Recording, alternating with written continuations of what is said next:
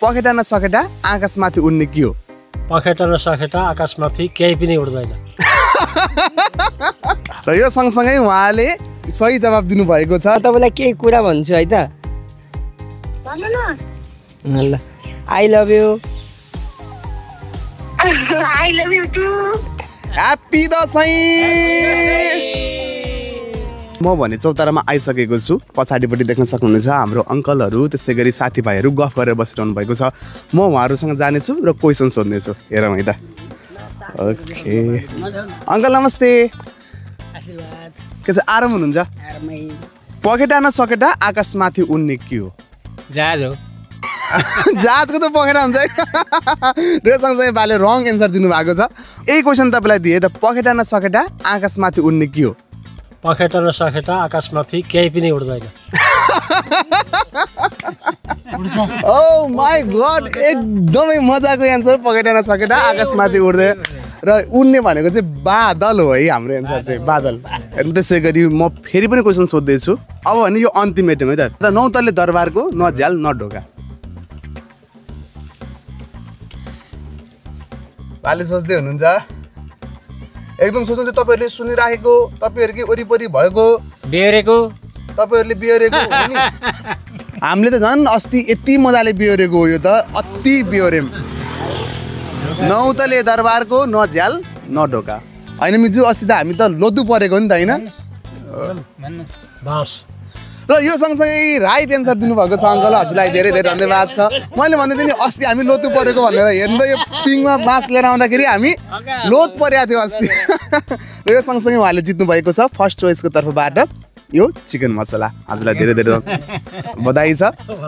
ल हजुरलाई फेरि पनि अझै चान्स दिएँ। हेर्नु भयो। सेती गाई पानी खान गई पानी खाएर आउँदा रातै भयो। अब यो पनि मिलाउनु भएन भनेदेखि त म केही भन्दिनँ। रोटी हालेको। र यो सँगसँगै सही जवाब दिनुभएको छ। तपाईँलाई रोटी खान कतिको मन लागेछ? असाध्यै मन लाग्छ नि। तर दसैँमा त हामी रोटी भन्दा पनि मासु धेरै खान्छौँ। मासु खानको लागि चाहिँ यो चिकन मसला युज गर्नु होला है त। दसैँमा मासु पकाउने बेलामा पाहुनालाई आफ्नो लागि चाहिँ यो चिकन मसला युज गर्नु होला। धेरै धेरै धन्यवाद। नेपालको पहिलो महिला प्रधानमन्त्री को हुन्? सुशीला कार्की। र यो सँगसँगै उहाँले सही जवाब दिनुभएको छ। र मेरो तर्फबाट उहाँलाई यो फर्स्ट चोइसको मिट मसला उपहार अङ्कल हजुरको लागि। सुजन सर हजुरलाई म एउटा टास्क दिन्छु। त्यो टास्क कम्प्लिट गर्नुभयो भने हजुरले यो बम्पर उपहारमा चाहिँ टिमुरको एकदमै मिठो छोप प्राप्त गर्नुहुन्छ। रेडी हुनुहुन्छ? एकदम रेडी। पक्का रेडी हुनुहुन्छ? पक्का रेडी।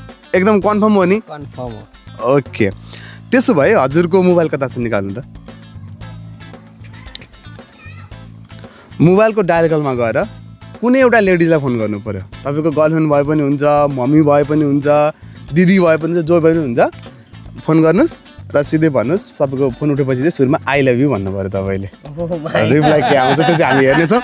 यदि यो कम्प्लिट गर्नुभयो भने चाहिँ उहाँले जित्नुहुनेछ यो बम्पर उपहार है त। रेडी हुनुहुन्छ नि? एकदम रेडी। एकदम रेडी। एकदम। उहाँले यति बेला भने कल गर्नुभएको छ हाम्रो मिना मिसलाई। मिना मिस ओ माई गॉड मिना मिसलाई फोन उठ्दैछ है त। उहाँको हजुरबुवा पहाडीपट्टि हुनुहुन्छ होइन? सो ल हेलो हेलो मिना मिस दर्शन। नमस्ते सन्चै हुनुहुन्छ? ठिकै छु। म तपाईँलाई केही कुरा भन्छु है त। भन्नु न। ल I love you. I love you too. ल भयो। र जिन्दगीमा आई लभ यु टु भन्ने मिस चाहिँ हुनुपर्छ है त। सबैसँग हुनुपर्छ। ल बधाई छ हजुरलाई। र यो सँगसँगै मिना मिसको आई लभ यु टुले टिमुरको छोप प्राप्त गर्नुभएको छ। हजुरलाई धेरै धेरै बधाई छ। Thank you. दिनभरि सुत्ने रातभरि उठ्ने के हो? दिनभरि सुत्ने रातभरि उठ्ने। सोच्नु होला। यो तपाईँसँगै भएको चिजहरू हो। मैसँगै भएको चिज हो? तपाईँसँगै तपाईँको वरिपरि तपाईँको घरमा समाजमा भएको चिजहरू केसँग सोच्दै हुनुहुन्छ है त? दिनभरि सुत्ने रातभरि उठ्ने के हो? लाटेको सरे। अरे यो सँगसँगै उहाँले जित्नु भएको छ एउटा मसला भन्न मन थियो तर रङ एन्सर भयो सर प्लिज। आजको फन फनी गेम यही सकिएको छ। ल होइन बाबु अब तपाईँले यति क्वेसन सोध्नु भयो। तपाईँलाई पनि हामीले एउटा क्वेसन सोध्न चाहन्छौँ। ओके उहाँहरूले चाहिँ मलाई क्वेसन सोध्छु भन्दै हुनुहुन्छ है त। ल सोध्नु। अब अर्जुन बाबुको विवाह कहिले हुने त? हजुर तपाईँको विवाह कहिले हुने त सरी म पास गरेँ मैले पास गरेँ माफ गरिदिनु होला मेरो जीवनको सबैभन्दा टफ क्वेसन हो यो चाहिँ है त ओके गाइस हजुरलाई शुभकामना दसैँको बाई ह्याप्पी दसैँ